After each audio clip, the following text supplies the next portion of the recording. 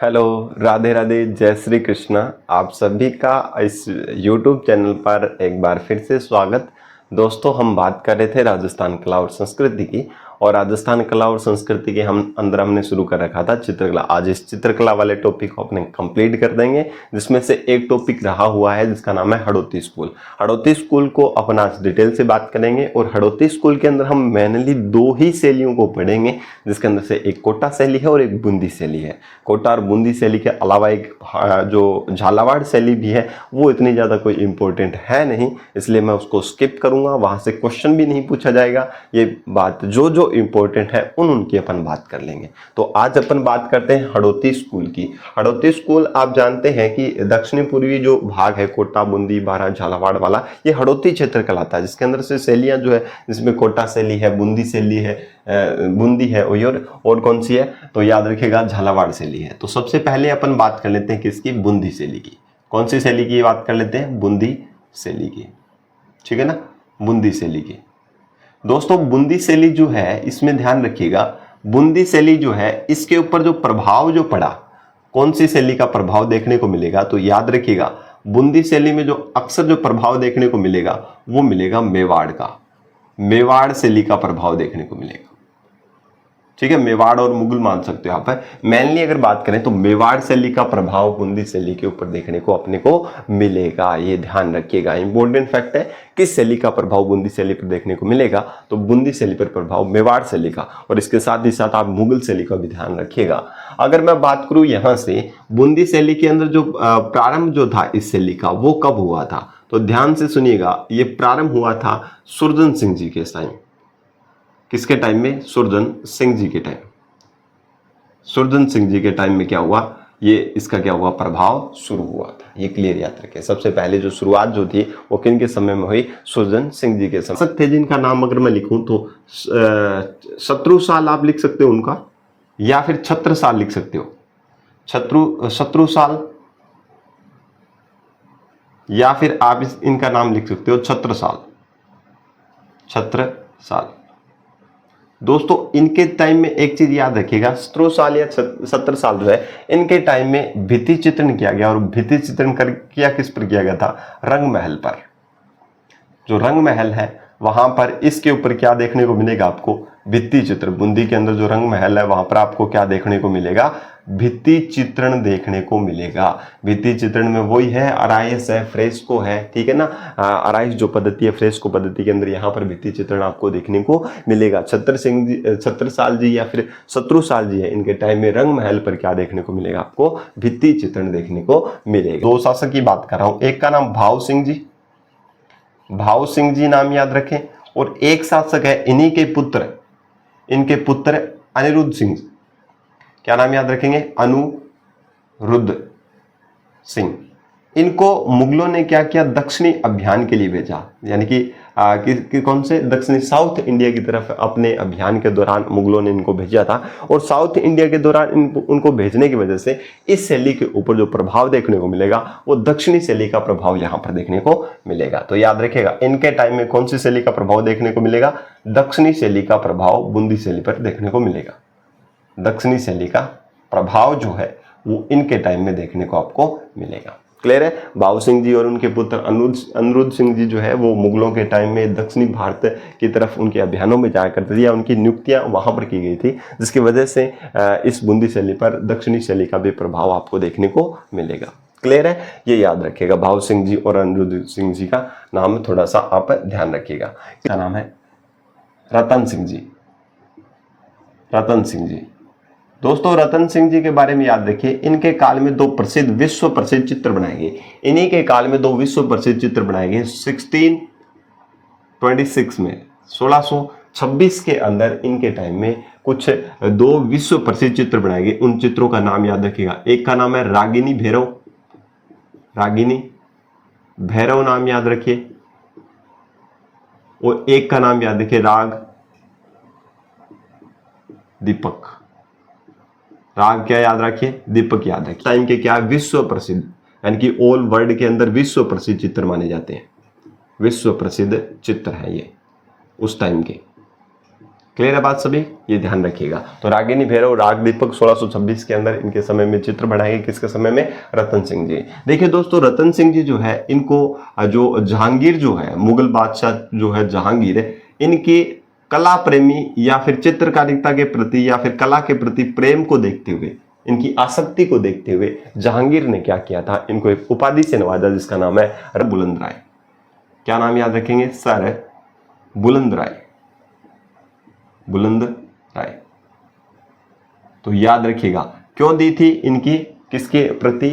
कला के प्रति यानी कि चित्रकारिता के प्रति रुचि को देखते हुए जहांगीर ने, जहांगीर खुद कला प्रेमी था, ठीक है ना, तो उनकी वजह से इन रतन सिंह जी को कौन सी उपाधि से इसने सुशोभित किया? तो सर बुलंद राय की उपाधि से सुशोभित किया। ये बात क्लियर याद रखें। रतन सिंह जी 1626 के अंदर इनके टाइम में 2 चित्र बनाए गए, रागिनी भैरव, राग दीपक, जो विश्व प्रसिद्ध 2 प्रमुख चित्र है। और जहांगीर ने रतन सिंह जी को क्या दिया था? एक उपाधि से सुशोभित किया जिसका नाम है सर बुलंद राय। अब बात करें यहां से जो स्वर्ण काल की, अगर मैं बात करूं स्वर्ण काल, तो स्वर्ण काल जो इस शैली के अंदर आपको देखने को मिलेगा वो मिलेगा उमेद सिंह जी का टाइम।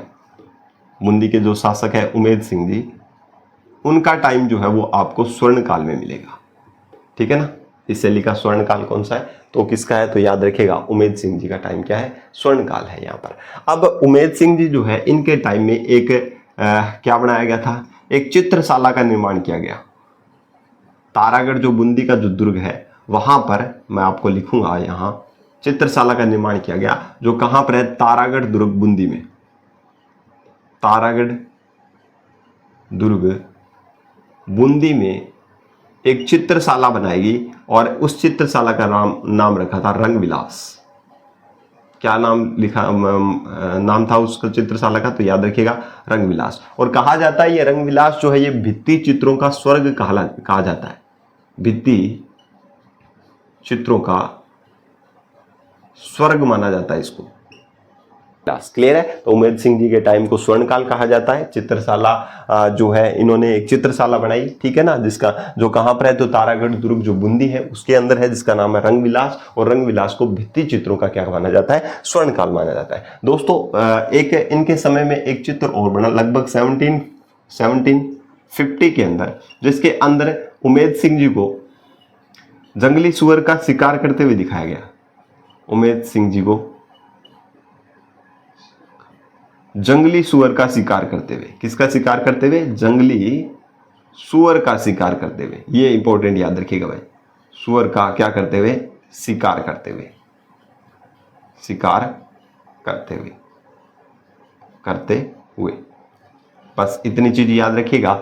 ये इंपॉर्टेंट फैक्ट है जिनके बारे में आपको मैंने डिटेल से बात की है। इसके अलावा आपको कुछ याद रखने की जरूरत नहीं है। यहाँ से देखिए, इस शैली पर प्रभाव जो देखने को मिलेगा वो मेवाड़ शैली का मिलेगा। प्रारंभ सुरजन सिंह जी के टाइम में हुई, और उसके बाद में 17 साल और 17 साल की अगर बात करें तो इनके टाइम में रंग महल पर भित्ति चित्रण किया गया। और भाव सिंह जी और पुत्र इनके अनुरुद्ध सिंह जी है, इनके टाइम में क्या है? आपको इस शैली के अंदर दक्षिणी प्रभाव देखने को मिलेगा। रतन सिंह जी थे जो 1626 के अंदर इनके टाइम में 2 विश्व प्रसिद्ध चित्र यानी कि प्रमुख मुख्य चित्र बनाए गए, रागिनी भैरव और राग दीपक नामक चित्र बनाए गए। इनको जहांगीर ने सर बुलंद राय की, इनको कला के प्रति या चित्रकला के प्रति रुचि होने की वजह से इनको ये उपाधि दी, ठीक है। जहांगीर खुद कला प्रेमी था, चित्र प्रेमी था, ठीक है ना। इस वजह से स्वर्ण काल की अगर बात करें तो उमेद सिंह का टाइम स्वर्ण काल है। 1750 के अंदर उमेद सिंह का जंगली सुअर का शिकार करते हुए एक चित्र बनाया गया है। और उमेद सिंह जी ने एक चित्रशाला का निर्माण किया जिसका नाम रंग विलास है। और रंग विलास को भित्ति चित्रों का क्या कहा जाता है? स्वर्ग कहा जाता है, ठीक है ना। ये बात आप ध्यान रखिएगा, बस इतनी चीज याद रखिएगा।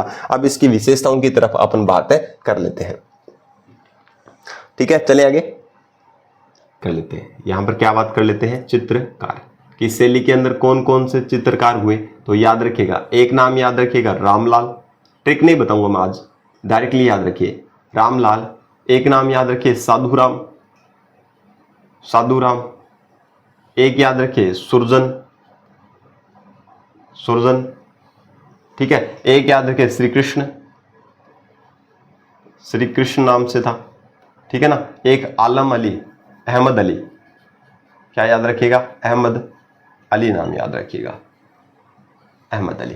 ये मुख्य चित्रकार है। रामलाल है, साधुराम है, सुरजन है, श्री कृष्ण है, और क्या है? एक और याद रखिएगा जिसका नाम है अहमद अली। तो ये मुख्य, इस शैली के अंदर कुछ मुख्य क्या हुए? चित्रकार हुए। ये बात आप पर क्लियर ध्यान रखिएगा। अगर मैं यहां से अगर बात करूं, इसके अंदर प्रमुख वृक्ष की अगर बात करूं, प्रमुख वृक्ष, ये एक साथ मैं बता देता हूं, खजूर का वृक्ष आपको देखने को मिलेगा, ठीक है ना। इस शैली के अंदर बात करें अगर प्रमुख, ठीक है, रंग की अगर बात करूं तो लाल हरा, लाल और हरा और हिंगलू रंग आपको देखने को मिलेगा। कौन सा रंग? हिंगलू रंग आपको देखने को मिलेगा इस शैली के अंदर। ये इंपॉर्टेंट लाइन है, वो याद रखिएगा। अगर पशु पक्षी की अगर बात करूं, प्रमुख पशु पक्षी किस किस के चित्रण है, तो याद रखिएगा शेर को देखने को मिलेगा आपको बतख देखने को मिलेगी और हिरण आपको देखने को मिलेगा, ठीक है ना। ये इस शैली के प्रमुख पक्षी है, ठीक है। और रंग मैंने बता दिया, वृक्ष बता दिया, पशु पक्षी बता दिया। एक चीज और याद रखिए, यहां पर जो आंखें जो है, महिलाओं की जो आंखें हैं वो आम के पत्ता की जैसी दिखाई गई है। आम का जो पत्ता है वैसे आंखें दिखाई गई है। या याद जो विशेषताएं हैं, विशेषताएं कौन कौन सी है वो याद रखिए। सबसे पहली बात तो इस शैली के अंदर जो भी चित्र बनाए गए उसमें पशु पक्षियों के चित्र ज्यादा बनाए गए। तो आपसे क्वेश्चन यहां से पूछा जा सकता है कि कौन सी शैली में पशु पक्षियों का चित्रण सबसे ज्यादा देखने को मिलेगा, तो बूंदी शैली में, ठीक है ना। पशु पक्षियों के चित्र देखने को मिलेंगे, पशु पक्षियों का चित्रण किया गया है, चित्रण सर्वाधिक है। नेक्स्ट बात याद रखिए, यहां पर अगर आप देखेंगे प्रकृति चित्रण ज्यादा हुआ है, नेचर का चित्रण बहुत ज्यादा किया गया है, प्राकृतिक सौंदर्य का चित्रण बहुत ज्यादा देखने को आपको मिलेगा। एक चीज और याद रखिए, यहां पर इस शैली के अंदर एक जो चित्र है, इस शैली के अंदर कुछ चीजें अगर आपको देखने को मिलेगी यहां से, तो याद रखिएगा हाथियों की लड़ाई से संबंधित चित्र देखने को मिलेंगे। हाथियों की लड़ाई से संबंधित चित्र भी आपको देखने को यहां पर मिल सकते हैं। नेक्स्ट अगर बात करूं, यहां पर एक अंग्रेज दंपति है, एक अंग्रेज दंपति को पियानो बजाते हुए दिखाया गया है। दंपति क्या बजाते हुए? पियानो बजाते हुए एक चित्र बनाया गया, पियानो बजाते हुए, ठीक है ना। एक चित्र यहां पर इस शैली के अंदर आपको देखने को मिलेगा, ठीक है ना। ये बात ध्यान रखिए, पशु पक्षियों का चित्र है, प्रकृति का चित्र देखने को मिलेगा, हाथियों की लड़ाई से संबंधित चित्र देखने को मिलेगा, और एक अंग्रेज दंपति है जो पियानो बजा रहा है, ऐसा चित्र आपको इसके अंदर देखने को मिलेगा। नेक्स्ट बात करें, यहां पर आपको आकाश में बादल दिखाई देंगे, आकाश में उमड़ते बादल, उमड़ते बादलों का चित्रण किया गया है, ठीक है। इसी शैली के अंदर एक चीज और की गई है, बिजली की कौंद का चित्रण भी किया गया है। बिजली की कौंद का मतलब है कि बिजली चमचमाती हुई, कौंद यानी कि चमक, बिजली की चमक भी दिखाई गई है यहाँ पर, ठीक है, चमचमाती हुई दिखाई गई है। नेक्स्ट अगर बात करें, यहाँ पर बंदरों का चित्रण किया गया, कलाबाजी करते हुए, यानी कि नटखट शैतानियां करते हुए, बंदर कलाबाजी करते हुए दिखाए गए हैं, करते दिखाए गए हैं, ठीक है। एक चित्र आपको देखने को मिलेगा, यहां पर जो मोर है, नाचते हुए मोर का चित्रण किया गया है, नाचते हुए मोर का चित्रण देखने को मिलेगा। आप जानते हो कि प्रकृति का चित्रण आपको देखने को मिलेगा, तो प्रकृति से संबंधित जो भी चीजें हैं वो यहां पर देखो, प्रकृति के अंदर आकाश में बादल है तो आकाश में बादलों का चित्रण देखने को मिलेगा। बिजली चमक रही है तो बिजली की गर्जन यानी कि उसकी चमक को दिखाया गया है। जो प्रकृति के अंदर क्या बंदर है, बंदर कलावन नटखट नादानियां करते हुए दिखाए गए हैं, नाचते हुए मोर दिखाए गए। ये प्रकृति का कुछ सौंदर्य इन चित्रों के अंदर आपको देखने को मिलेगा। एक चीज और आप याद रखिएगा, इसके अंदर क्या है, क्या है, हरे भरे वृक्षों पर चिड़ियां चहकती हुई दिखाई गई है। हरे भरे जो वृक्ष है उन पर चिड़ियां चहकती हुई दिखाई गई है, चिड़ियां चहकती हुई। अब कैसे चहकती हुई तो कैसे ही दिखेगी, पर आप लोग एक चीज याद रखिएगा कि इसके अंदर पेड़ों के हरे भरे वृक्षों के ऊपर क्या है, चिड़ियां भी आपको दिखाई देगी इन चित्रों के अंदर, तो याद रखिएगा। तो मुख्य विशेषताएं क्या है, पशु पक्षियों का चित्रण देखने को मिलेगा, प्रकृति का चित्रण देखने को मिलेगा, हाथियों की लड़ाई से संबंधित चित्र आपको देखने को मिलेंगे। ये याद रखिएगा इंपॉर्टेंट। एक दंपति को पियानो बजाते हुए यहाँ पर चित्रण देखने को मिलेगा, आकाश में उड़ते हुए बादल दिखेंगे, बिजली की कौन दिखेगी, बंदर कलाबाजी करते हुए दिखाई देंगे, हरे भरे वृक्षों पर जो चिड़िया जो वो चहकती हुई दिखाई देगी, नाचते हुए मोर दिखाई देंगे। तो कुछ ऐसे प्रकृति से संबंधित जो चित्रण है वो किसके अंदर किया गया है, तो याद रखिएगा बूंदी शैली के अंदर किया गया है। ठीक है, इंपॉर्टेंट याद रख लोगे, बस इतनी चीज आपको इस शैली के अंदर याद रखनी है और इसके अलावा आपको कुछ भी याद रखने की जरूरत है नहीं। ठीक है, इसका एक बार स्क्रीनशॉट आप ले सकते हैं। दोस्तों हम बात कर रहे हैं कोटा शैली की। अब कोटा शैली के अंदर क्या क्या चीजें हैं देखिए ध्यान से, इतना ज्यादा कोई बड़ी शैली है नहीं है।